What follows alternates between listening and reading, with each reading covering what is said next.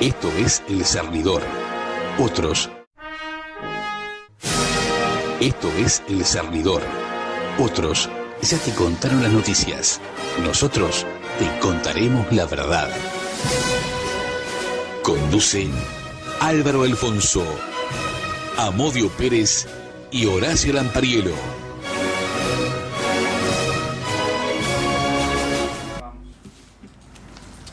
Buenas noches, Uruguay. Ponemos en marcha el Cernidor número 102, correspondiente al día 2 de mayo del año 2024. Como siempre, me acompañan Horacio Mario Lampariello, Álvaro César Alfonso, y hoy tenemos como invitado al diputado Eduardo Luz. Al respecto, yo quiero decirles que en la noche del pasado día 30 participé junto a otros 97 uruguayos de una cena para recaudar fondos para la campaña del Partido Constitucional y Ambientalista, que tiene como referente a nuestro invitado de hoy. Como es lógico, yo no conocía a la mayoría de los asistentes a la cena, pero realmente el ambiente fue como si nos conociéramos de siempre, como si hubiéramos sido amigos desde la niñez. Seguramente porque en definitiva compartimos los mismos objetivos. La mayoría de los asistentes somos mayores que compartimos de diferente forma los mismos anhelos de un Uruguay mejor y que creemos que todavía es posible lograrlo. Mientras escuchaba a mis compañeros de mesa, médicos, abogados, militares, empresarios, me puse a pensar en que integré una generación que se perdió en un esfuerzo vano, como fue emprender la lucha armada para cambiar ese Uruguay que soñábamos mejor. Perseguíamos nuestros sueños, nuestras utopías. Y pienso en lo que pudimos aportar y no lo hicimos. Y cómo desperdiciamos a una de las generaciones mejor formadas y cuestionadoras,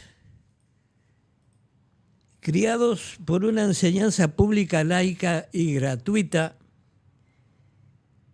y que para que su ejemplo no continuara hubo que destruir. Me refiero a la enseñanza pública, a la educación. Aquello de educación, educación, educación, que solo fueron palabras.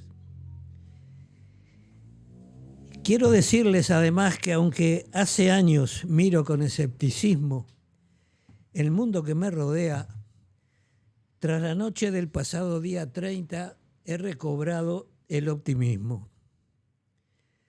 No el optimismo de cuando tenía 20 y pocos años y creía que podíamos cambiar el mundo. Es un optimismo de alguien que ha perdido mucho, que sabe que las dificultades para conseguir un mundo mejor y más habitable son enormes, porque nos enfrentamos a fuerzas que con nuestra desidia y desinterés hemos dejado crecer. Hoy nuestro referente es Eduardo Luz, pero nada puede hacer un hombre solo, por más capacidad que posea, y porque sabemos que recuperar algo del Uruguay que perdimos llevará tiempo, demasiado para nuestras edades. La obligación y nuestro deber y nuestro derecho al acompañarlo es lograr que otros nos sigan y continúen nuestra labor. Los quiero invitar a participar porque creo que vale la pena. Es lo que quería decirles como introducción al programa de hoy. Bueno, yo voy a decir algo muy importante. No sé usted qué opina, don Álvaro, que hace tiempo que estamos junto a don Amodio, pero las palabras que ha dicho Amodio hoy, la primicia que ha dado en esta mesa, pero el sentimiento que le puso expresando su apoyo a la candidatura de Luz, realmente emociona. Y como tal, yo siempre lo embromo y lo jorobo y le digo que es un tipo de suerte, porque ha pasado por todas y el tipo está entero y pudo tener la gran ventaja de lo que él entendía que estaba equivocado, pedir perdón. Pero no solo pudo pedir perdón, también da enseñanza. Y usted y yo, don Álvaro, que nos encanta la política, que hicimos política desde jovencito, que estuvimos por el tema del plebiscito, por el no, que estuvimos en las internas del 82, en las elecciones del 84, el retorno a la democracia, yo no dejo de asombrarme. Porque uno dice, bueno, a ver, todos los días es lo mismo, viste que vienen las campañas, ahora estamos como locos, buscando firmas para conformar nuestras listas. Aclaro que en un sector que no es el de diputado Luz y el suyo, pero no deja de asombrar. La política en el Uruguay no me deja de asombrar, pero con personas como Amodio, que vuelvo a reiterar que cuando un día me invitó a hacer un programa de radio, yo mi primera expresión y pensamiento fue, y nos llevaremos bien, don Amodio, o no nos cruzaremos en el primer programa o en el segundo o en el tercero. Y hoy resulta ser que me llevo bárbaro, y yo me acuerdo que había puesto el nombre suyo a Álvaro para hacerle un 2-1, ¿vio? Para no perder nunca. Dije, traigo un amigo y por ese lado, digo, lo descanso a don Amodio, ¿no? Y hoy me llevo fenómeno con los dos. Pero las palabras suyas, don Amodio, y la emoción que le puso, porque es el sentimiento que está teniendo, lo que pasa lo que felicito. Yo soy de lágrima fácil. ¿Quién lo diría, no? Sí, porque mire que... Y me emociona pensar que este Uruguay al que tanto daño, sin quererlo, le hice, puedo contribuir en algo a recuperar aquel Uruguay que tanto me vio y que aquí estoy. Pudiendo irme, no me fui. Por algo será. Tenía que cumplir con esta etapa. Seguramente. Mire que el destino en el está subconsciente yo creo que algo me ancló a este lugar. Luz, yo le quiero hacer una precisión y le damos la palabra a Alvarito. ¿Qué elemento se acaba de llevar para su partido, no? ¿Usted se dio cuenta de lo que fue este hombre hablando recién, no? Sí, claro que sí. Porque aparte no avisa este desgraciado, cariñosamente se lo estoy diciendo, ¿no? A él. Porque el tipo viene y te larga el papelito a la vieja usanza, tiene todo escrito, todo bien ordenadito, y nos tira una piedra de esta que no la esperaba ninguno, ¿no? Álvaro, ¿qué ibas a decir? No, ¿por qué no la esperaba ninguno? Bueno, yo no sabía. Bueno, me acabo de enterar y como un duque me mató quietito, porque vi que el hombre se estaba emocionando y el hombre logra transmitir la emoción. ¿Cómo que no sabía? Si el otro día, cuando terminó el programa, estuvimos en la calle. No, una cosa es que él apoyara, yo sabía que él iba a apoyar al partido de Luz. Sí. Yo lo felicitaba, dije que era un muy buen elemento para el partido de Luz, que es un partido nuevo, que yo estoy convencido que iba a traerle votos al partido de Luz, la posición de tener a Amodio. Capaz que no era el pensamiento de Amodio, porque él es muy quieto, muy en ese sentido, pero yo estoy convencido que iba a ser así. Ahora, de que lo hiciera la presentación de esta forma, me encantó. Bueno, fue en el programa 102 y creo que fue de todas las cosas con las cuales empezó el programa, ha sido la mejor por lejos, porque para hacer estas cosas hay que ponerle no solo talento, sino también mucho amor y mucho corazón. Exacto. Y en realidad coincidimos con los objetivos.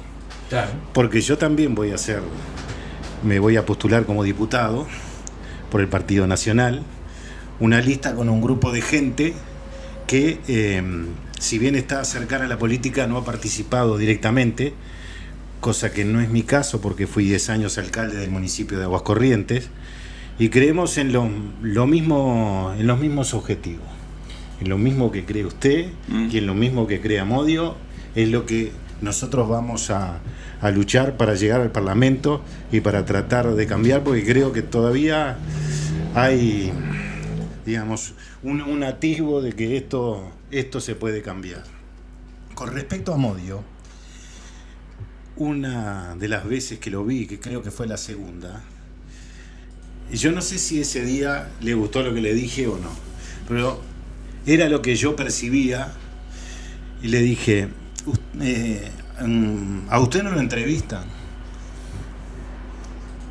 debaten con usted, y usted tiene una riqueza informativa, claro, y conocimiento de hechos que ninguno lo ha sabido aprovechar, porque iban y aquello que le decían, lo primero que le decían es el traidor, bueno, ese debate que había, y no sé si fui el primero que lo dije, pero creo que sí que fue uno de los primeros. Desde que Amodio volvió al país, aquel relato con el cual uno, por supuesto que no coincide porque no es el real, no es el verdadero, comenzó a cambiar. Lentamente, pero comenzó a cambiar.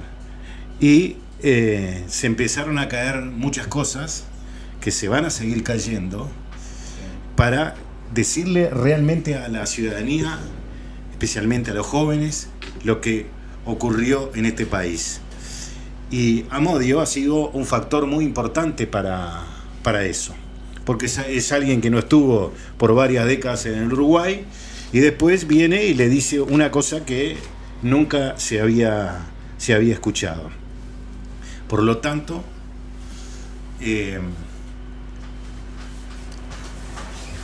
quiero ver algo, pero quiero que cuando tú entres al Parlamento, porque hoy le cedí el asiento al diputado por una razón muy sencilla. Cuando ustedes me dijeron, yo dije que sí por lo que voy a decir. Como son muy inquietos, sí, y visualizo que puedo estar ahí, sí, siempre los grandes parlamentarios me dijeron, siempre siéntese en la punta, no, porque cuando tenga que salir por algo, seguro, no molesta a nadie, porque si no lo van a ver inquieto. Y a la gente no le gusta que usted se esté levantando porque piensa que los 99 tienen que estar sentados, sí, adentro de sala. Y bueno, espero tenerlos de al lado, y cuando entre Amodio, o si entran los dos, mucho mejor. No, yo pienso ir yo le adelanto, sí, si claro, a Amodio le toca llegar en algún momento por la causa que sea al Parlamento, yo voy a la barra. Sí, pero usted no va a poder hablar, y si yo estoy adentro voy a decir algo que le dije el otro día. Yo se voy a explicar una cosa. Yo siempre tengo muy buenos representantes para que hablen por mí, que llevan mi genética. Claro. Pero fuera de eso, yo voy a ir a la barra para que me echen. Yo no estoy de acuerdo con... Bueno, eso nunca lo sabe. Eso lo definirá su partido. Seguro. Yo desde el primer momento le dije a Luz que yo iba a trabajar para apoyarlo en lo que pudiera, sí, pero que yo no iba a participar directamente en ningún puesto, ningún cargo. Creo que fueron más o menos las palabras, sí, que te dije.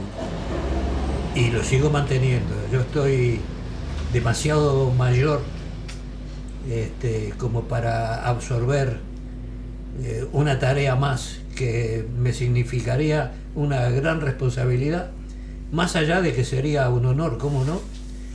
Pero no creo estar en condiciones. Creo que hay gente, seguramente, en el partido con mejores condiciones que yo, con más fuerza que yo, y seguramente con las mismas ganas, o ahí andaríamos empatados, porque ganas realmente de seguir para adelante tengo. Pero creo que no sería una buena elección. Lo digo sinceramente, porque así lo pienso. Pero entraría de otra forma, ¿no? Entraría de otra forma, como hechos que ocurrieron en el pasado, que le indicaron algo que usted ya narró acá, de aquel episodio del papelito, etcétera, etcétera. Sería muy, muy diferente. Igual mire que no tiene por qué entrar como titular, porque entra como suplente un y día, algo- y el placer que me da ver a la tribuna a determinados sectores del legislativo que lo vean entrar, esa va a ser como la del Chicho, ¿no? Claro, sí, sí. El Esa partido no es es cualquier cosa. constitucional y ambientalista, Sí. ¿verdad? Sí. Tenemos aquí al constitucionalista y seguramente hay un representante del ambientalismo Sí, yo mejor quiero decir algo formado más. que yo para desempeñar esa tarea. Algo más quiero decir. También tuve la oportunidad de decirlo en la justicia. Porque cuando terminé de declarar, por un tema realmente administrativo, Sí. con Amodio, Ah, cierto, sí. me preguntaron si, lo último de siempre, si quiero agregar algo más. Ay, el error del que te preguntó. No, y entonces Hablaste un lo rato. volví a repetir, sí, hablé un buen rato. Y me di cuenta que cuando empecé a hablar, la jueza le interesaba porque parecía que me decía que siguiera. Ajá. Y realmente volví a repetir que cuando Amodio volvió al país, el relato comenzó a caer. Y es verdad.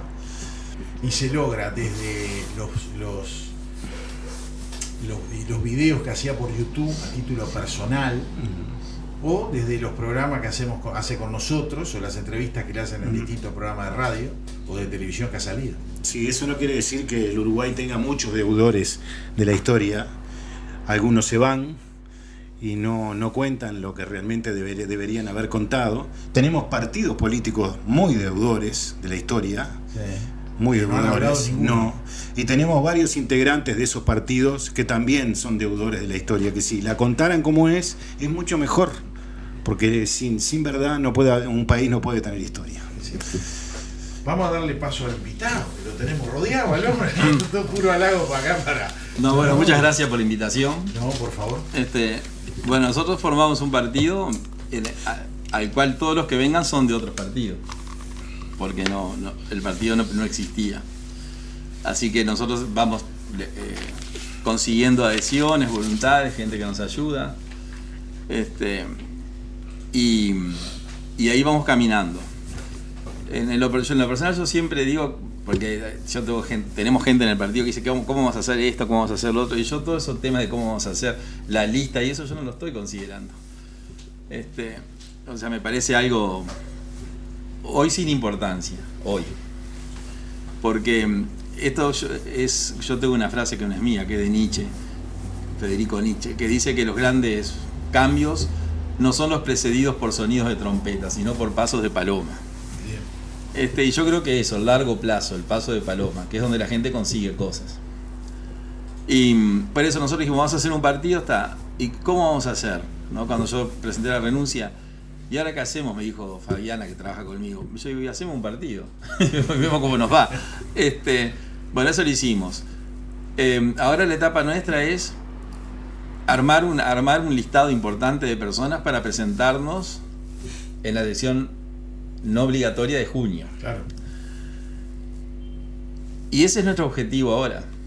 Independientemente de que estamos armando el programa del partido, estamos armando todas las bases, o sea, el programa del principio ya está, y vamos recibiendo insumos de gente valiosa que nos está aportando en diferentes áreas. Pasado junio, viene julio, agosto, septiembre y octubre, la elección legislativa.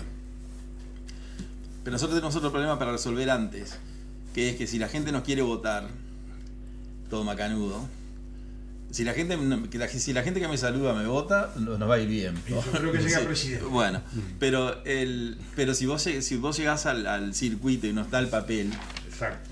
dice, mira, hoy me llamó un señor de Santa Clara de Olimar, me dejó un mensaje, no me llamó, lo tengo acá. Muy bien, con muchos elogios, muy sorprendido, bueno, estaba muy contento que apareciera esta vertiente, y me dice, seguramente yo no lo voy a poder votar, porque en Santa Clara de Olimar, sin perjuicio de lo cual sepa que lo apoyo, etcétera, etcétera. Entonces ahora el tema nuestro, el tema mío no es ni siquiera la lista, nada de eso. El tema mío es llenar la planilla con los convencionales y distribuir la lista en todo el país. Claro. En Canelones hay 1440 circuitos. Claro. En Paysandú hay 270. En Salto hay 240. Entonces nosotros no tenemos nada. Nosotros somos un partido sin gente, sin estructura, sin militancia, nosotros no tenemos nada. Pero por eso nos va a ir bien, porque es distinto a todos. Entonces ahora el pensamiento nuestro está súper concentrado en las elecciones de junio. Que ahí es responsabilidad nuestra poner los sobres en el circuito, porque en la elección de octubre a la Corte hay que llevarle 8.000 sobres con 50 listas cada uno. Y la caja de zapatos, cuando la abran la urna, están todas las listas en el cuarto secreto. Pero en la interna no. En la interna no, y en las municipales tampoco. Entonces, a mí hay gente que me pregunta, ¿cómo va a ser la lista? Y la verdad que no sé. Honestamente lo digo. No tengo ni idea. Hay que definir un color. No, eso ya lo tenemos. El logotipo, el número de la lista ya lo tenemos. Ah, ¿sí? Sí, el 187 y el 188. Y después tenemos una de alternativa que es la 1187. Entonces después vamos a la elección de... Ahora te digo el número por qué. Después vamos a la elección de octubre y ahí sí el partido se va a definir. Claramente nosotros abrimos agrupaciones en los departamentos y van a ser las personas de los departamentos los que digan quiénes son los candidatos. Claro. Yo no voy a ir a Cerro Largo y decir usted es el candidato. Donde tenemos una agrupación como en Rocha, Canelones, Montevideo, Paysandú, Salto, Maldonado, Florida y otros departamentos. O sea que ese tema es un problema que a mí hoy no me preocupa, ¿no? Ya tenemos medio resuelto, pero como todavía no lo tengo concreto, el tema de cómo van a llegar las listas nuestras al circuito. Y así estamos trabajando. Es decir, de a poco. Cuando la Corte tiene como un registro de número de lista que uno tiene que elegir, que siempre y cuando no esté registrado a nombre de otro partido. Bueno, a ver, nosotros elegimos algunos números que nos parecía pintoresco o interesante y estaban registrados, o había un departamento que lo había registrado. Y nosotros queríamos una lista que fueran los 19 departamentos, claro, departamental y nacional. Y yo cuando vine a estudiar en Montevideo en el año 1980, en el año 80 eran pocas las familias del interior que tenían apartamentos en Montevideo. Hoy es común. Sí. Primero porque se construyó muchísimo en Montevideo desde el año 1980 en adelante. Hay miles de unidades de apartamentos nuevas. Se facilitó la comunicación y se facilitó la compra de apartamentos que se pueden pagar hasta en decenas, centenas de cuotas. Por lo tanto, toda la gente del interior, y más del interior un poco lejano, del norte del Renegro, independientemente de la posición económica que tuviéramos, que yo venía de una familia, yo diría, acomodada, veníamos a pensiones. Pensiones estudiantiles, que fue una de las mejores etapas de mi vida. O sea, yo tuviera que decir, ¿no? Como dijo el paisano, al fin y al cabo voy a morir vivido, ¿no? Entonces, si uno se hace la vida en capítulos, en el caso mío voy a morir vivido. Pero esa vivencia en la pensión fue muy importante. ¿Y cuál es la pensión? En la calle Batoví 2423, enfrente al Palacio Legislativo. Donde para el 187 y el 188 de Cux. Sí, claro. Sí, bien está. Entonces a mí, si yo venía caminando por Fernández Crespo, de la Facultad de Derecho, es relativamente cerca. Sí, sí. Pero cuando me tomaba un ómnibus, me venían esos ómnibus. Entonces, un día en la soledad del gabinete, como decía Roa Bastos, cuando escribió Yo el Supremo, que una de mis hijas me dijo, papá, no digas más en la soledad del gabinete porque la gente va a pensar que estás en el baño. Sí, claro. Un día dije, porque Arturo Roa Bastos decía que Gaspar Rodríguez de Francia tomaba las decisiones en la soledad del gabinete. Y esa frase me encantó. Sí, sí. Bueno, dije, vamos a elegir aquel número de ómnibus que me traía a esta pensión. Y hoy, 40 años después o más, tal vez esa lista me traiga a este edificio, que es el palacio propiamente dicho. Sí, sí. Entonces por eso elegimos el número. Es decir que estamos con mucho trabajo, con mucha energía, con optimismo y nos va a ir bien, yo creo que nos va a ir bien. Pero nosotros tenemos algo que el resto de los partidos políticos no tienen, que es el desinterés desde el punto de vista material. Es decir, todo el mundo se mueve por interés. Ustedes están acá por interés, yo estoy acá por interés, el señor está acá por interés. O sea que el interés es bueno, porque el interés mueve a la humanidad. Y hay un profesor de la facultad, Gamarra, catedrático de Derecho Civil, que decía, hay un dolo bueno y un dolo malo. El dolo bueno, dice, es el vendedor de la tienda que te dice, esta es la mejor camisa, cuando no es. Y siempre me quedo esa frase del dolo bueno y el dolo malo. Entonces, ¿qué es lo que nos mueve? Cuando la gente viene a hablar conmigo, yo veo que nosotros no tenemos nada. no tenemos nada para ofrecer. O sea, por intermedio nuestro nadie va a conseguir un empleo. Es decir, que nosotros no ofrecemos nada. Y si no salimos, nuestra vida cambia, pero no es una catástrofe, porque llegamos grande al Parlamento. Entonces el interés material, que es válido, que yo no lo critico, es absolutamente válido, pero que tal vez es el que domina en la política, no es el caso nuestro. Nosotros tenemos un interés que va más allá de lo material, porque las necesidades básicas las tenemos resueltas. Y bueno, y eso es lo que nosotros decimos. Y así la gente ha venido. Y espero que nos vaya bien. Y ahí tenemos los problemas yo diría, de logística, de cómo hacemos para llegar a cabo allá, pero los vamos a resolver. Y bueno, y yo estoy muy contento de estar en este programa. Felicito a Álvaro Alfonso, va a ser un gran legislador, formado. Sí, este sí formado. Formado e informado. Y bueno, vamos a ver cómo nos va. Así que... Pero yo creo que van a andar bien. Tengo la expectativa que ha hecho una adquisición interesante la de Don Amodio, ¿no? Claro, Usted observe esto, mire. Amodio hasta hace unos años no volvía al Uruguay. Volvió al Uruguay. Que no vino para quedarse en su momento. En un principio no vino para quedarse. Claro. El hombre se quedó.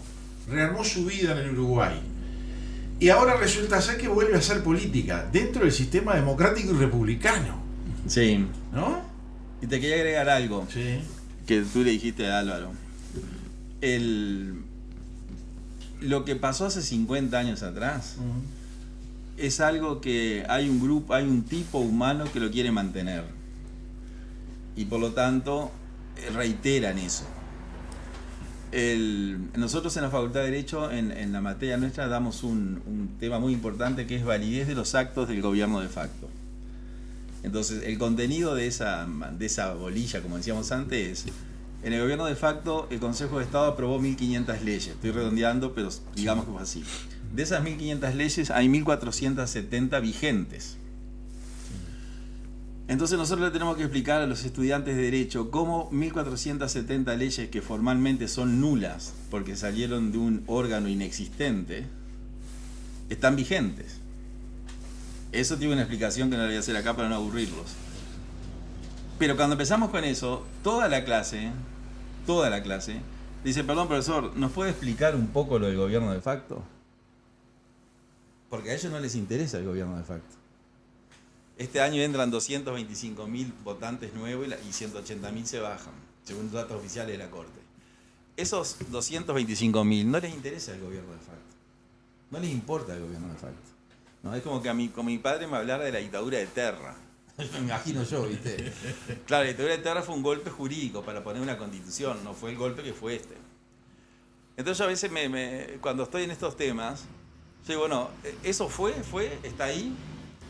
Hay una historia oficial, otra historia no oficial.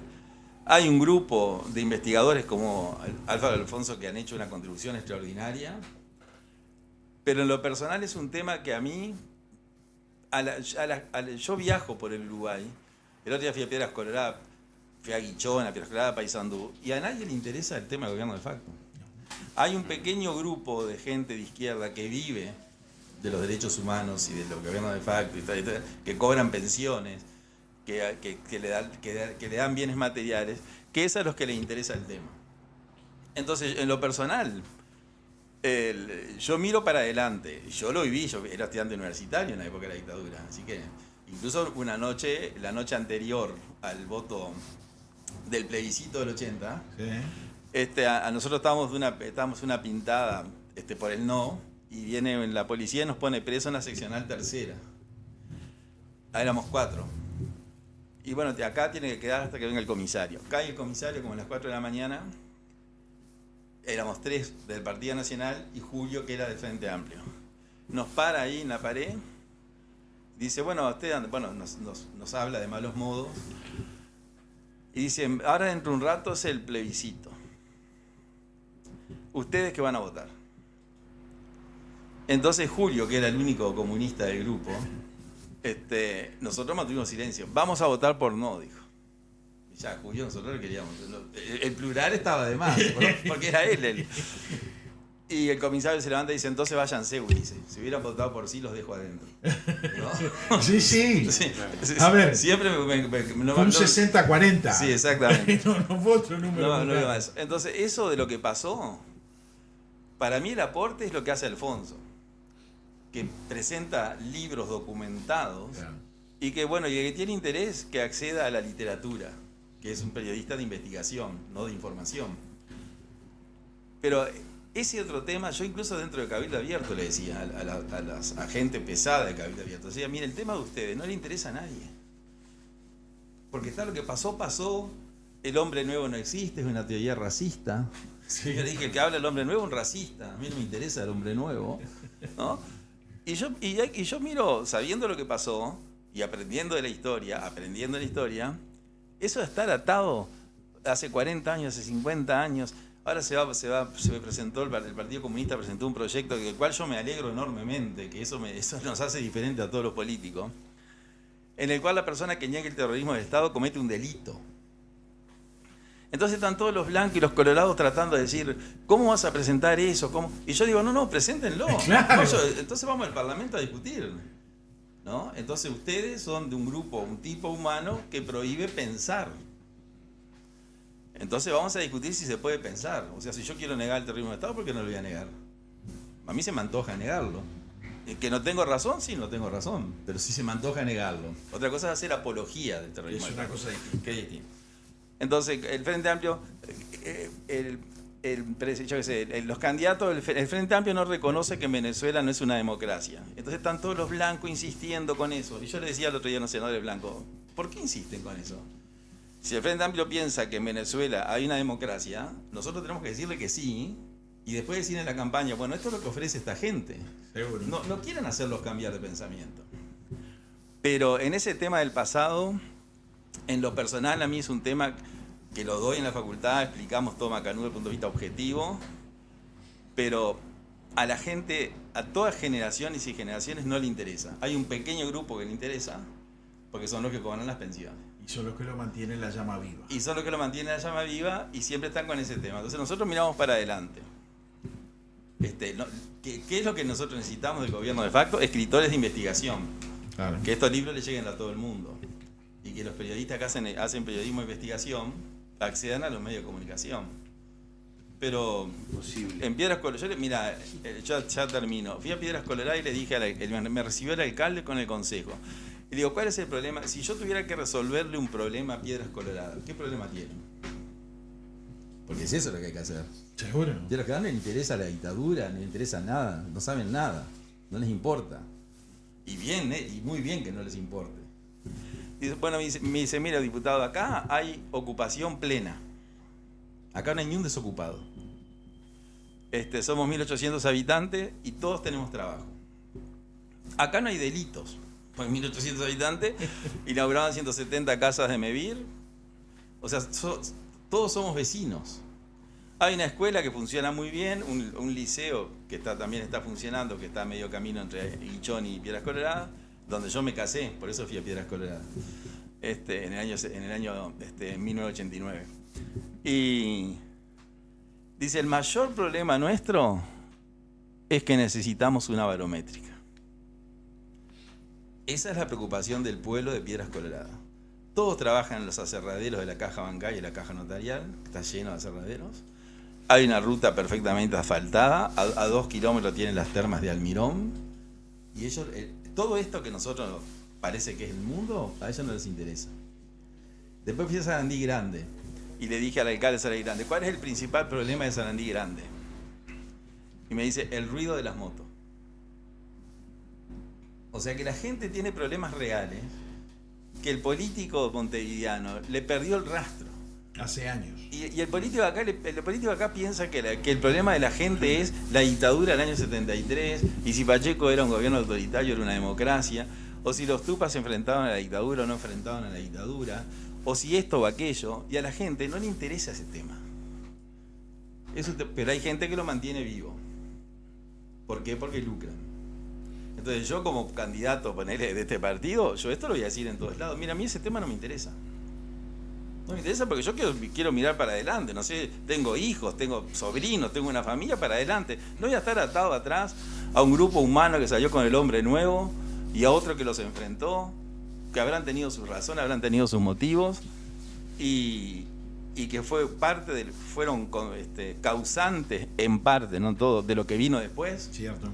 Entonces, bueno, hay que hablar con transparencia, ¿no? Hay que decir lo que se hizo, lo que no se hizo, y hay que seguir adelante. Y hay que a todas esas personas que participaron, de las cuales muchas sienten que fue una etapa que pasaron por su vida, pero que hoy tal vez no lo harían, bueno, toda esa gente es bienvenida. Digamos, toda esa gente tiene que integrarse. Claro. Me parece a mí. Como dice el cura en la misa, en la casa de mi padre hay muchas moradas, cuando habla de Dios, ¿no? Sí. En la casa de mi padre hay mucho espacio. Bueno, eso es lo que hay que hacer. El tema ese ya se resolvió, ya están cobrando. Los que estaban presos en aquellos años fueron liberados, los presos comunes, como fueron juzgados por un poder judicial intervenido, también fueron liberados. Se reconstruyó la carrera de todo el mundo, hubo gente que reconstruyó carreras que nunca había perdido y cobraron igual, arreglaron la cédula jubilatoria para que todos se jubilen, se reincorporaron los funcionarios públicos, para los militares se votó una amnistía, ¿no? Y después, por una carambola del destino y una interpretación del derecho que hacen ahora los jueces, de que la Constitución está por debajo de determinados principios, bueno, hay algunos militares presos. La mitad de ellos en su casa. Y la otra mitad en 2 batallones, que tienen 80 años. Entonces no podemos vivir atados a ese problema de los militares presos, es decir, el Poder Judicial. Yo eso no lo voy a hacer. Usted al principio dijo que su partido se estaba conformando con gente que venía de otros partidos porque un partido nuevo. Yo creo que usted debe juntar mucha gente que vota por primera vez con ese discurso. Y que claro, yo estoy convencido que es verdadero y que es su pensamiento real, que no lo está utilizando. Yo creo que es ese, porque ya hemos hablado varias veces, sí, y apuesto a eso. Usted va a conquistar muchos jóvenes que votan por primera vez en esta elección y que no tengan partido. Yo pienso que sí, porque los temas nuestros no es que nosotros no utilizamos a los jóvenes. Ahora, yo no le llego a los jóvenes. Al joven le llega un joven. Cierto. Que habla en el idioma. ¿Cómo te fue anoche? Bueno, tipo, nada. Sí, ¿no? hay varios idiomas ahora. No, y bueno, pero ¿cómo te fue? Y bueno, ¿viste? Y nunca supimos cómo le fue. Entonces, nosotros tenemos que tener gente joven y tenemos. Ahora, para el 7 de mayo, el martes próximo, vamos a hacer una reunión en un club que tenemos de 8 personas jóvenes que el discurso o las propuestas las tienen que transmitir ellos con el idioma de ellos, sin utilizar a los jóvenes, sino para hacerles ver que hay una opción que puede contemplar lo que a los jóvenes les interesa. Porque todos los jóvenes, el que está fumando un porro abajo del ombú, no te toma un vino en un vaso de espuma Plus, te lo toma del pico. Y capaz no te tetrabric, pero tiene como una conciencia de que el vaso de espuma Plus está mal. Bueno, eso es lo que nosotros tenemos que llegar y transmitir. Yo me voy a permitir discrepar contigo en algunos puntos, que es en lo de mirar para atrás. Yo creo que mirar para atrás es necesario fundamentalmente para que cuando queramos avanzar no cometamos los mismos errores que cometimos antes. Eso es fundamental. Sí, eso es claro, yo coincido. En la historia, por eso ahora, el historiador, el periodista de investigación, que ese sí. Habemos un tipo de gente que necesariamente nos sigue interesando el pasado reciente porque formamos parte de ese pasado. Absolutamente. Estamos en los libros de historia ocupando un papel que no nos corresponde. Y queremos, yo hablo en mi nombre, quiero cambiar ese papel. Entonces, para cambiar ese papel, no dejo de mirar hacia adelante. Por algo estoy aquí. Claro. Pero necesariamente tengo que referirme a lo que pasó. Claro. Bueno, yo en eso pienso igual. Por eso digo que los periodistas de investigación que nos cuenten la historia y que la gente aprenda de la historia que nos pasó, porque sin la historia estamos liquidados.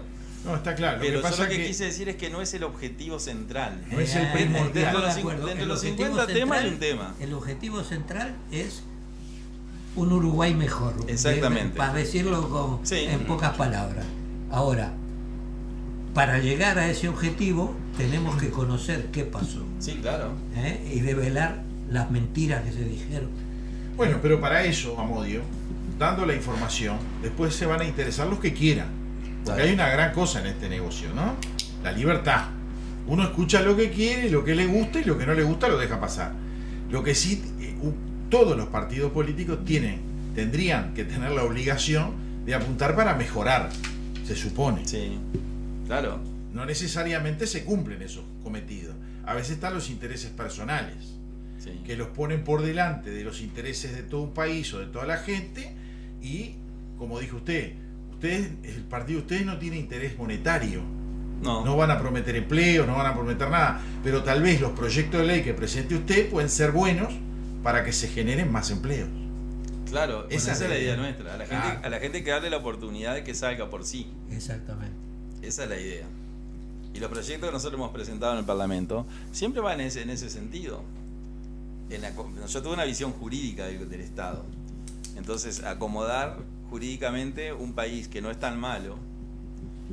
Yo siempre he repetido muchas veces esto. En las Naciones Unidas hay 200 países. Hay 40 que se consideran Estado de Derecho, se consideran. El resto no. Bueno, nosotros estamos entre los 40.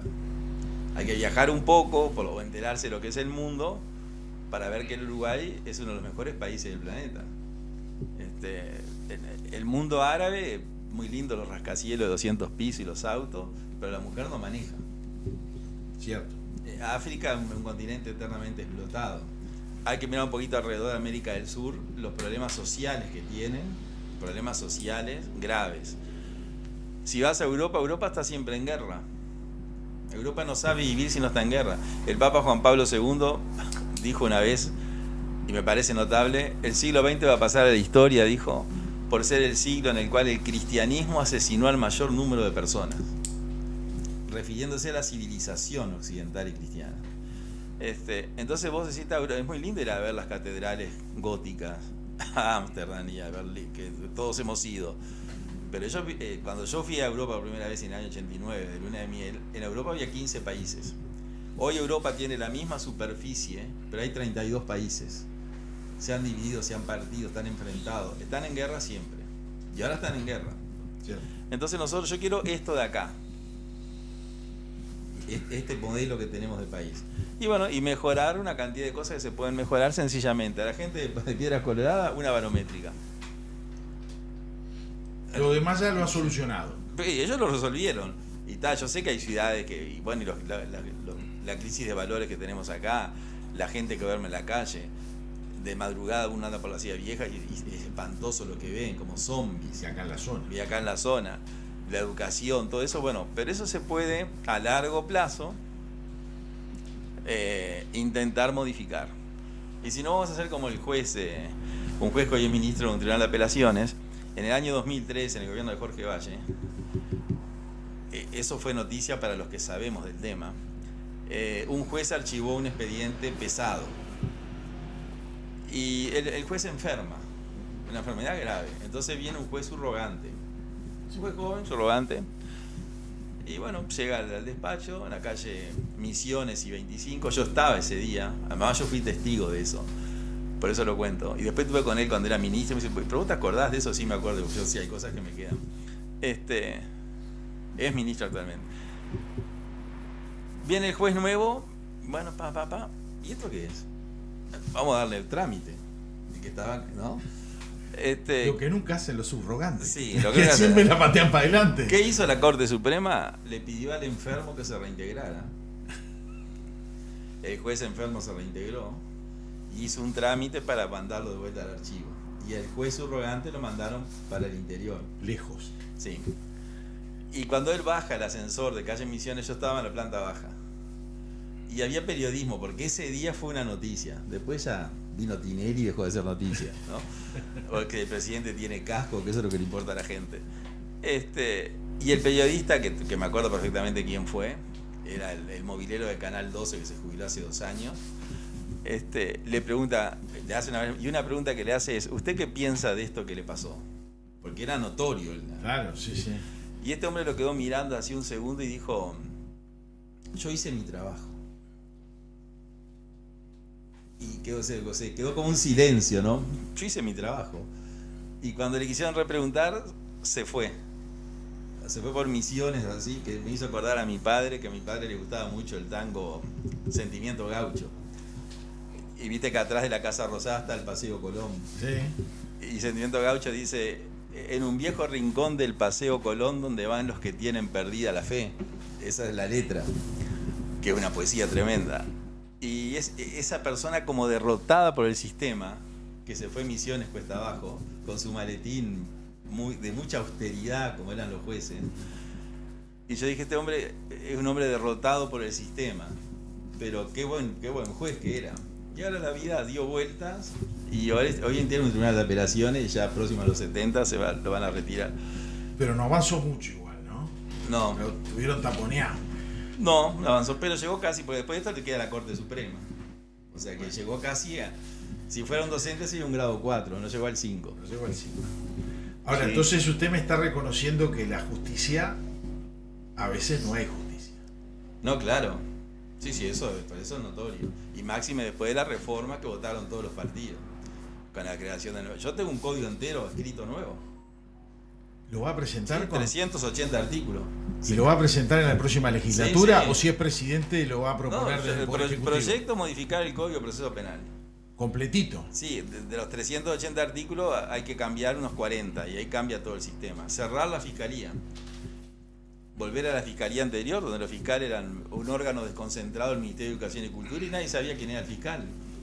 Yo a veces le digo, yo digo a la gente: ¿usted conoce algún juez? No. ¿Y un fiscal? Sí, claro, fulano, me ganan Sí, en la televisión. porque acomodaron todo para que cayeran ahí. Claro, entonces nosotros vamos a proponer eso, no lo van a votar. Pero el tema es exponerlo en la Cámara. Hace unos meses atrás se votó la ley de financiación de los partidos políticos, con un nombre ridículo: financiación de la democracia. Yo dije: la democracia no se financia. No, Estamos de acuerdo. O sea, la democracia es un concepto jurídico indeterminado, igual que la justicia. Entonces, pusieron un artículo que me pareció macanudo, que la cantidad de personas prohibidas para aportarle a los partidos políticos, una lista de gente que no puede aportar. Y con toda lógica, las empresas que ganaban licitaciones, las empresas que ganaban concesiones, todo eso, ¿no? Entonces se vota esa ley, yo voto algunos artículos, otros no, y cuando un proyecto de ley se termina de votar como viene de la comisión, los diputados pueden poner aditivos. Y los aditivos se votan al final. Entonces el diputado Eduardo Luz presentó un aditivo, se fotocopia en el momento, se reparte entre los legisladores. Mientras tanto se leen las licencias y un trámite burocrático de funcionamiento de la Cámara. Y el aditivo que yo había presentado era que, con la coherencia que se había hecho todo lo otro, también se le prohibiera aportar dinero a los partidos políticos a todas las empresas que estaban en Uruguay en virtud de un contrato de inversión. Perfecto. Que además son empresas que, a diferencia de los otros, no pagan impuestos, solo el BPS.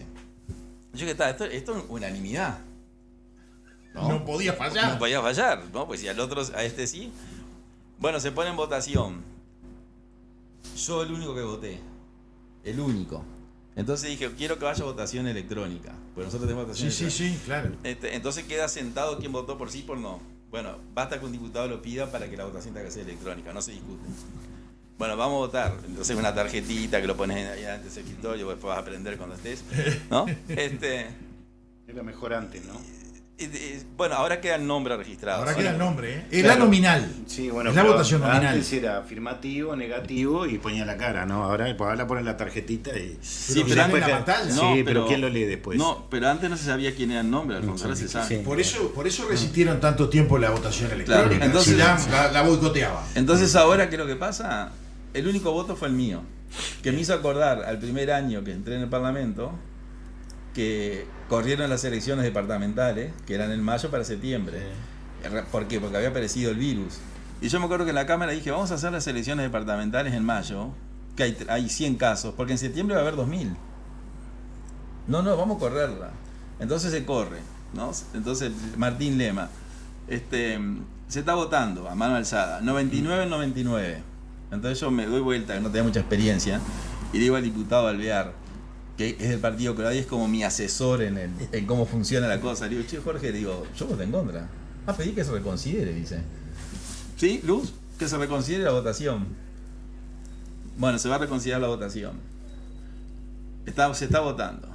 Entonces la gente que está atrás del presidente es la que cuenta. ¿Seguro? Y entonces al oído le dicen a Martín Lema, 98-99. Luz votó en contra. Entonces Martín Lema dice, 98-99. Luz votó en contra. que eso no tendría que haberlo dicho. Pero quedó en actas. Pero quedó en actas. Sí. Sí, se ganó una. Sí, y después quedó como una costumbre. Luz votó en contra, ¿viste? Pero bueno, corrieron una elección departamental por una resolución administrativa de la Corte Electoral, un atentado a la Constitución, cuando yo le estaba ofreciendo otra solución, que era una ley interpretativa, por lo menos era más buena. Entonces, hay una cantidad de cosas para hacer en el Parlamento, algunas cosas que se han hecho, y yo estoy muy contento con esto, y además sé que es recíproco. O sea, sé que no es una postura, podrá haber alguno que lo tenga de postura, pero en lo personal yo me llevo bien con todos los legisladores. Cuando dijimos de fundar el partido, la primera gente que me vino a firmar fue la bancada del MPP. ¿Dónde hay que firmar? Y un día salí de Radio Sarandí, salía el ministro Peña, que en paz descanse, pobre, un buen muchacho. Me dice, Luz, ¿tenés papeleta? Sí, dame que te firmo. Y ahí nos apoyamos en un auto y firmó. Y cuando va Delgado a la Cámara un día por una cuestión de protocolar, me dice, si vas a la Torre Ejecutiva, andate al 11 y bajá que conseguís 200 firmas ahí, ¿no? Entonces, eso es lo que uno trata de explotar. Las ideas que tenemos, que no las tienen los otros partidos, no son nuestras, y el perfil que va a la Constitución, al ambiente y a la filosofía política. Y el perfil es un perfil que si nosotros lo sabemos no utilizar, sino manejar, encauzar, le llegamos a los jóvenes. Casi todo lo que yo digo surge, yo me inspiro en la filosofía y en la poesía, que ahí está, para mí está todo, no voy a hablar de eso, pero quiero que hable algo y no tenemos tiempo. Pero hay una poesía en la cual una persona va por la Patagonia Argentina y ve una india, una indígena, una de pueblos originarios tirada en un andén de un ferrocarril, viviendo de lo que le den. Se queda pensando en esa mujer, el que escribió el tema. Y en el viaje le hace una poesía, que se llama Estatua de Carne. Y en una parte, yo diría en el final de la poesía, él le dice, si un día llega mi canto hasta tu oído, no pienses que te estoy utilizando. La sucia diferencia que separa la inventó Dios como castigo, que habremos de pagar tarde o temprano sin tener más que el alma por testigo, ¿no? Una frase tremenda. Terrible. Bueno, entonces yo cuando ahora me reúna con que las que van a hacer la política para la gente joven son mis hijas, porque es el equipo que tenemos familiar, y chicos jóvenes. Bueno, yo siempre digo, no estamos utilizando, estamos transmitiendo algo que a ellos les interesa. Ese es el perfil. Están educando. Exactamente. Está aplicando el perfil suyo en la facultad. Sí, puede ser. Está educando al Parlamento, a los ciudadanos, al pueblo en general. Es una opinión mía, ¿no? Sí, puede ser. Está haciendo lo mismo que ustedes en la facultad, en el Parlamento y en el pueblo. Porque el Parlamento es la representación del pueblo. Totalmente. Sí, eso es algo que yo intento. Sí. Podrá ser cierto que no podemos cambiar el pasado, pero a través de ese pasado podemos mejorar el futuro. Sí, claro. Si no sabemos lo que pasó, creo que no tenemos para adelante futuro. Usted hablaba, diputado, de las leyes que fueron aprobadas por el Consejo de Estado. Casi todas excelentes leyes. Por eso, a eso iba. Pero ¿por qué? Porque fueron en aquel momento, eran decreto ley, porque era un órgano que no era democrático, sino electo a dedo y después de pasar por un filtro. Por un filtro de la Junta de Oficiales Generales, donde cada general decía, no me gusta, me gusta, etcétera, etcétera. Es más, encontré un informe del segundo Consejo de Estado, digamos, en el cual, por ejemplo, participaba Alejandro Beck Villegas. En próximos programas voy a traer para leer qué pensaban los militares de todos esos personajes, algunos muy eruditos, ¿no? Y esas leyes fueron aprobadas, fueron una de las primeras leyes de la democracia, fue aprobar las leyes que había hecho el Consejo de Estado. Las ratificó. Sí, pero más levantaron la mano todos los partidos políticos. Unanimidad. Sí, Partido Colorado en el gobierno, Partido Nacional, Segundo, Frente Amplio y la Unión Cívica. Correcto. Y eso no se le dice a la gente, que todas esas leyes, cuando hablamos nomás del tema del agua, la ley fue hecha durante la dictadura. Había 3 senadores, sí, Alfonso, con formación jurídica pesada, que fue una suerte para el Uruguay. Claro. Miguel Semino por el Partido Colorado, profesor de la facultad, profesor mío. Gonzalo Aguirre, profesor de la facultad, y el hijo fue profesor mío, y un día que fue Gonzalo Aguirre en silla de rueda al Palacio, me dice, mi hijo dice que sos un gran profesor. No, yo sí, me lo dice usted para mí un honor. Y José Corseñac por el Frente Amplio. Y Enrique Tarigo del Partido Colorado. Sí, pero el condicionista era Semino. Sí, pero... Y entre los 3 llegaron a la solución que dice Alfonso. Esto no lo podemos invalidar porque esto... Claro, se le caía al país. Está bárbaro, sí. Entonces, ¿qué fue lo que anularon? La ley que había creado la condecoración prócer al general Artigas se la había dado a la NUCE. Bueno, entonces eso se eliminó, ¿viste? Todo eso. Sí. Pero fueron las leyes que no tenían mucho sentido. Álvaro, hace unos días no nos contestaron un pedido de información pública en donde hacían mención a un acto institucional de la dictadura que está vigente. Sí, el 12. Sí, claro. Sí, el acto 12 del BPS. Exacto, nos contestaron eso y lo mirábamos y decíamos, pero esto no le cambiaron ni el número, ¿no? Sí, igualito. Sí, igual. Pero aparte con el acto institucional número 12, nos contestaron un pedido de información referido a ese tema. Diputado, además otra cosa, usted dice que perdieron el rastro. En realidad hay muy pocos legisladores que siguieron el rastro de las cosas. Y a mí me pasó cuando fui alcalde con el tema del agua, en la cual cuando uno le decía que iba a pasar lo que pasó, y no éramos ningunos adivinos, sino solo mirando el río, se reía. Sí. Decían que estaba loco, que los de Agua Corriente tiraban cañitas voladoras, etcétera, etcétera. Sin embargo, creo que tampoco hemos aprendido nada de esto. Solo te digo que la historia hay que saberla. Por esta razón, OCE sigue siendo el patito feo de las empresas del Estado. OCE, si no le dan a través de rentas generales dinero, no puede hacer ninguna obra de envergadura. ¿No? Y eso lo saben los legisladores, o no saben. Pues si no saben, tienen que dedicarse a otra cosa.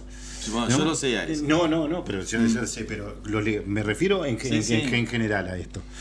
Y en la próxima legislatura tendría que generarse algo de parte de todos los legisladores y tomar conciencia. Por lo menos el presidente ahora generó un precedente que después, en el próximo gobierno, los que estén en el Parlamento tienen que decirle al que sea presidente de la República: mirá, este precedente, acá tiene que haber plata de rentas generales para obras sanitarias del Estado. Claro. Por lo menos $100 millones por año, es decir, 500 millones en el periodo, para que pueda hacer obra. Porque lo que le queda a OCE del presupuesto anualmente, después que paga todo, son entre 60 y 70 millones de dólares. Y si usted toma el 2005, cuando llega el Frente Amplio del gobierno, OCE tenía una deuda de 91 millones de dólares, te dice, es un disparate, ¿no? Sí. Ahora sí, cuando me voy en el 2020 la dejo con 421, y usted mira y dice, a ver, ¿qué obra hubo acá? No, en el primer gobierno de Vázquez hizo la 6ª línea de bombeo, bueno, 60 millones de dólares. ¿Y el resto? Con el presidente de la calle Padres. No. Que Tabaré Vázquez la 6ª línea. La 5ª línea sí empieza con la calle Herrera. Intendente. Claro, con la calle Herrera, y termina Sanguinetti inaugurándolo, porque es de un gobierno a otro. Empieza en el año 93 y termina en el año 95. El Frente Amplio no quería que se hiciera la 5ª línea de bombeo. Y les comunico a los que, por ejemplo, Pocitos hoy no tendría agua, si no se hubiera hecho la línea, o la Unión, parte de Canelones. Claro. Y después hicieron la sexta, cosa que hicieron bien en hacer la sexta línea de bombeo. Y ahora la Arasatí será otra línea de bombeo. Esta la más grande de toda la historia, de 82 kilómetros cuadrados. Y ahora hay una sesión en el Parlamento, el próximo 8, y pues, van por todo, ¿no? Ha habido cuatro sesiones, interpelaciones, etcétera. Sí. Y le digo sinceramente, alguien que es neófito como yo se da cuenta que la mayoría de los legisladores no tienen la más pálida idea de nada. No. Nada, pero nada, porque no entienden, dicen cualquier bolazo, y eso es lo que falta en el Parlamento. Faltan los Gonzalo Aguirre, sí. que después que perdió la banca siguió yendo al Parlamento y ayudaba a redactar las leyes, porque en algún momento hasta salían leyes con falta de ortografía. Sí, claro, eso pasa. Y eso no puede pasar, porque yo que cubrí el primer Parlamento 85-90, ahí hice una pequeña maestría con popes de parlamentarios. Y una de las discusiones más importantes de ese periodo. Y algo para rescatar con funcionarios del Poder Legislativo, porque el Poder Legislativo es algo que funciona, sí, y es gracias a los funcionarios que están. Sí, que son 700. Claro, y ahora cuando nosotros empezamos a cubrir en el año 85 el Parlamento, recién entraban. Y ahora son directores o jefes. Es muy bueno el personal del Palacio. Es muy bueno, y con lo cual me da mucha alegría, porque aquellos jóvenes se pudieron desarrollar dentro del Palacio, hacer una carrera y terminar muchos de ellos como directores o jefes. Sí. No, yo quiero hacer una aclaración con respecto a la historia. Yo vivo estudiando la historia. La historia es absolutamente necesaria. Sí. Bueno, esa frase, los errores del pasado, etcétera, etcétera. O sea que no se puede desconocer la historia. Yo lo que quise decir cuando empecé con el tema es que en Montevideo, por ahí andar por todo el país, hay una obsesión con ese tema de un grupo humano que no son ni Amodio ni... No. Que quiere mantener esto permanentemente. Y yo diría, no sinceramente, sino por un interés hasta material. No es buscando la verdad. Exactamente. ¿Quiere que yo diga algo? Capaz que todos están en desacuerdo conmigo. Acá está el interés material primero que el interés de los derechos humanos. Totalmente. ¿Está bien? Sí. Entonces, cuando salen las listas o se sacan, yo qué sé, bueno, vamos a dar la pensión a los que tuvieron problemas de la dictadura y le dan las jubilaciones, ¿no? Las PER famosas, las pensiones especiales reparatorias, se la meten al BPS, que la pagamos todos nosotros. Sí. Yo digo, un día ese tipo de cosas no la podrá pagar el presupuesto del Parlamento, sería divino. Sí. ¿Sabes cómo se cuidarían para votarlo? Porque acá hay pensiones a los olímpicos, a los medallistas, que no salen del BPS. No, de renta general. Sale de rentas generales. Sí. Porque acá el gran problema dice, no, porque el BPS está fundido. No está fundido el BPS, está mal administrado. ¿Está bien? Ahora. Y te voy a dar unos números ahora para comprobar eso. Y claro. ¿Cuál ha sido la actuación, especialmente del 2005 hasta el 2020? Pero a ver, se gastaron ya más de $1.000 millones en reparaciones de este tema. ¿Está bien? Y va a seguir costando plata. Y como después que tienen un año, queda firme y no se las pueden sacar, las vamos a seguir pagando hasta el día que se mueran. No, eso, el presidente, las pensiones que se pagaron por ley, que fueron del año, el 14 de marzo del 85, la ley que reconoció las pensiones. Esas, muchos de los que la estaban cobrando ya fallecieron. Y esa es una ley que es un derecho adquirido, etcétera. Pero Tabaré Vázquez, el último acto que tuvo ante la comandante del gobierno, fue por decreto extender el beneficio a los sucesores. Y el decreto es una norma jurídica que es la herramienta del Poder Ejecutivo.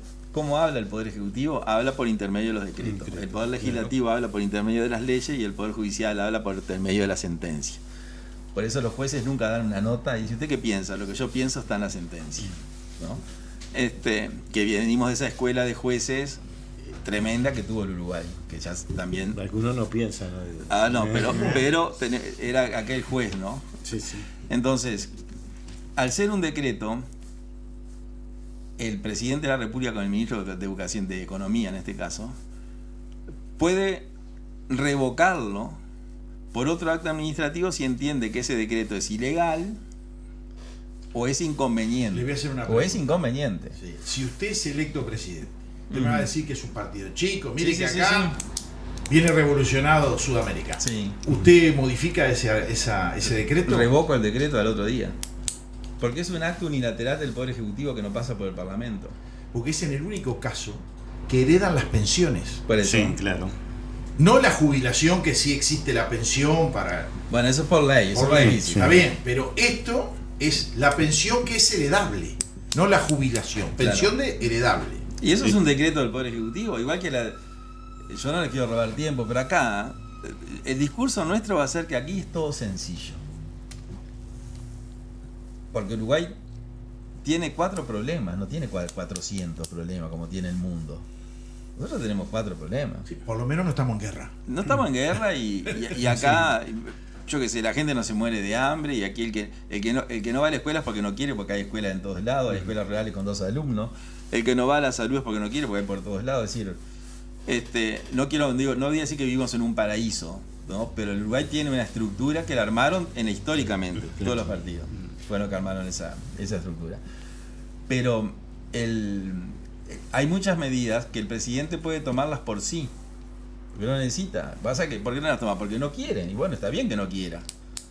Entonces nosotros decimos, bueno, ese decreto nosotros lo vamos a revocar, si fuéramos presidente. Es decir, que hay muchas movidas que se pueden hacer, que son sencillas de hacer, o sea que no son demasiado complicadas. Lo que pasa es que el sistema político las complica. Hay acuerdos. Sí. Hay cosas Bueno, que las son- leyes las votaron todos los partidos, ¿no? Sí, claro. Claro, porque a veces se enojan con los que la cobran, pero en realidad habría que enojarse con los que la votaron. El Banco de Previsión Social, desde 1960 hasta el 2005, se le trasladaron 20 leyes, Sí. ¿no? Y 2 decretos, Y del 2005 al 2020, 43 leyes. y algún decreto.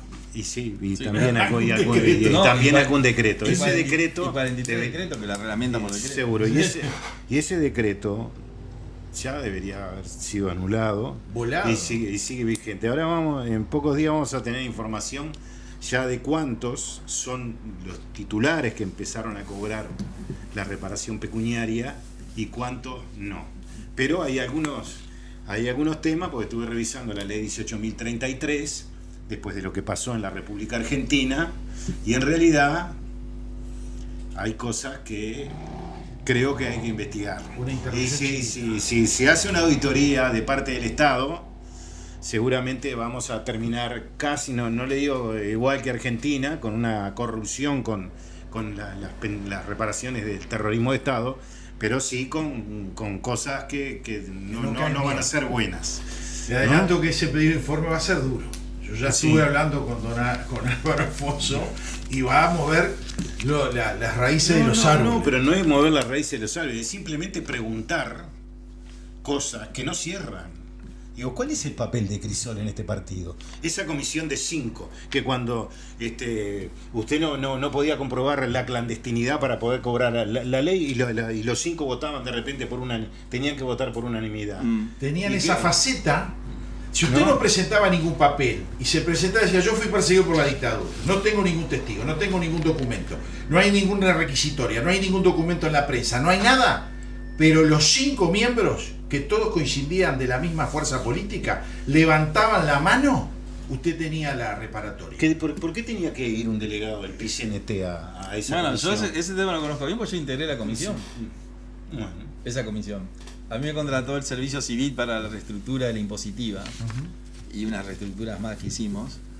Y en un momento el director del Servicio Civil me dice, ¿vos no te animás en el nombre del Poder Ejecutivo a esa comisión? O sea, como alguna extra, ¿sí? Porque tenemos que nombrar a alguien. Había del Ministerio de Trabajo y Seguridad Social, Sí, claro. de la Presidencia de la República era yo, y todos esos expedientes yo los vi, pero quedábamos siempre, como decís vos, en la minoría. Y hubo mucha gente que cobró sin necesidad, sin tener necesidad, sin derecho a cobrarlo. Es decir, que no. Y otros que quedaron fuera. Y otros que quedaron fuera. Y hubieron algunos que parece que iban a quedar afuera porque no eran muy solidarios, porque habían tenido diferencias políticas, pero dijeron, mirá que abro la boca y los votaban. Claro. No, pero además una cosa, date cuenta que acá hay una ley que dice que desde el año 68 al 71 Sí, una burrada es eso. el gobierno uruguayo realizaba terrorismo de Estado. 18.596, artículo 2. Exactamente. Ahora, ¿por qué se creó esa ley? Porque ahí entró mucha gente, porque el 71 que yo sepa había una democracia autoritaria, Modio nos puede hablar mucho de eso, pero formalmente era una democracia. Sí, ¿no? estaban todos los partidos, todos votaban. Exactamente. Entonces, del 73 en adelante sí, pero ahí con ese plazo del 68 al 71 Cargaron un montón. se cargó Claro, mucha sí, gente. sí, los que no entraron en la 18.033 los pusieron en la Por esa Y eso están 18.596. cobrando ahora también. Sí, eso. Bueno, Entonces yo sé que el diputado se tiene que ir. Sí, pero acá hay muchos temas que son importantes que se arreglan en forma sencilla. Con una ley hasta de un artículo.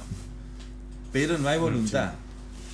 Y eso es lo que, por ejemplo, los contratos secretos es un artículo, es un literal de un artículo de una ley. Con derogar ese literal, no hay ya no hay más contratos secretos. O sea, los contratos secretos quedarían para las Fuerzas Armadas, no sé, las cosas que realmente deben ser secretas. Pero Usted, si es presidente, ¿corrige eso? Bueno, yo le he presentado un proyecto para que se derogue ese artículo. ¿Y cómo está cajoneado? Me gustaría que Amodio terminara el programa. Sí. Y yo le voy a leer esta pregunta, a ver si podemos hacer una ley. ¿Se puede hacer una ley? Sí. Esto es para el señor Marcelo Abdala, que ahora está en sus 5 minutos de gloria, pero me parece que antes de ir a hacer cualquier discurso, defender lo que le tiene que decir a la ciudadanía es esto que voy a preguntarle acá. En mi caso a mí no, pero sí a aquellos que pagan su cuota sindical. ¿Cuál es el número de cuenta y en qué banco se encuentra depositado el dinero que recibe el PIT-CNT de la cuota sindical? Aclaro, PIT fue creado por los militares durante la dictadura, Plenario Intersindical de Trabajadores, y fueron los que le pusieron el nombre. Y se agregó después la CNT, que era la vieja estructura sindical. ¿Cuánto dinero recauda la organización que usted preside mensualmente? Debería decirlo, ¿no? ¿Cuánto tiene depositado en el banco el PIT-CNT? ¿El PIT-CNT lleva contabilidad? ¿En qué se gasta el dinero? Muestre los libros de contabilidad si lo llegara a tener. ¿A nombre de quién o quiénes está el dinero de la cuota sindical de los trabajadores? ¿Cuánto dinero se ha gastado entre el 2005 a la actualidad de viajes al exterior de parte de los dirigentes sindicales? Y debido a que han trascendido información que hay dirigentes que hace décadas que no van a trabajar, como 20 años, si puede mencionar los nombres. No sé si usted estará incluido, señor Abdala. La plata, yo te digo dónde está. El PIT-CNT tiene una fundación. Sí. Usa esa personería. Sí, claro, ahí manda todo. Claro. Porque esa fundación tiene una ventaja. Son siempre los mismos. Entonces vos rotás la directiva, la invertís para un lado o para el otro y no tenés que pasarla. Porque siempre guarda lo que es la formación del Partido Comunista. Yo ya lo sé, pero ¿hay algún libro que tenga para mostrar? No, la fundación cuesta, ¿no? La cuesta de oro. Cuesta. Entonces, ¿cómo es el negocio? Van al Congreso, eligen la directiva, siempre con lista única. No admiten pluralidad de listas en la elección que normalmente se hace en el Palacio Peñarol, acá a la vuelta. Yo he participado de esa y juntaba a algunos para presentar la listita para reírme, porque era una diversión, cuando estaba en Sutel o cuando estuve en Adión Canelones, las dos directivas. Sutel en la fundación. Conozco muy bien al chifle, sé lo que da el chifle. No lo quiere ni la familia. Tiene un juicio por parte de la hija contra él.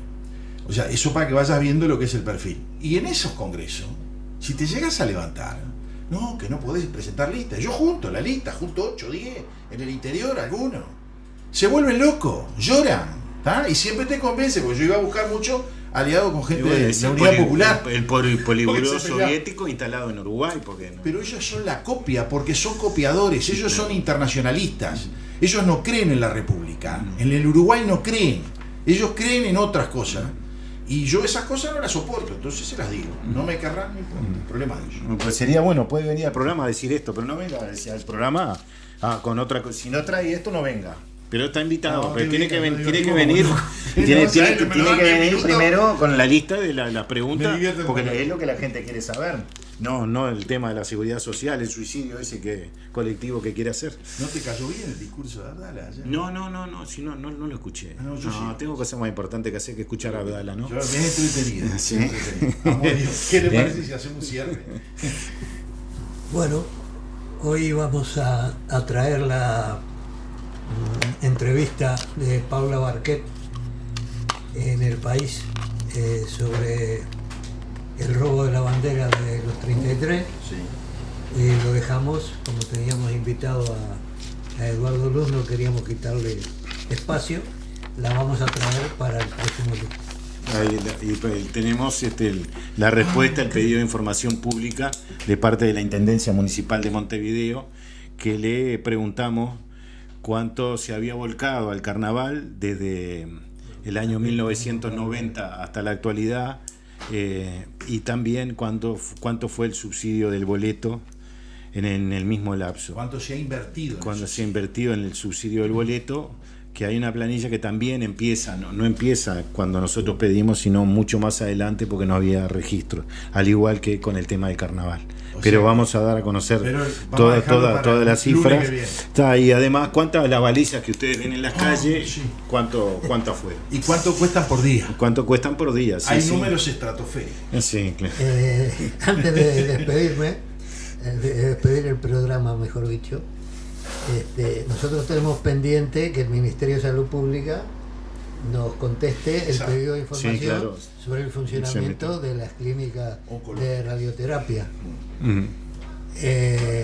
Lo traigo a colación porque yo creo que deben estar muy bien desde el momento que mi ex compañero Mujica va a hacer su tratamiento de radioterapia en el Uruguay. Entonces, si está tan bien la situación de las clínicas de radioterapia en el Uruguay, ¿cómo es que el Ministerio no nos ha contestado hasta ahora? Ni cerca nos ha mandado la información.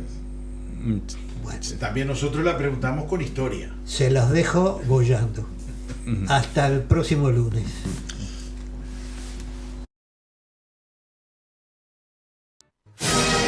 Esto es El Cernidor. Otros ya te contaron las noticias. Nosotros te contaremos la verdad. Conducen Álvaro Alfonso, Amodio Pérez y Horacio Lampariello.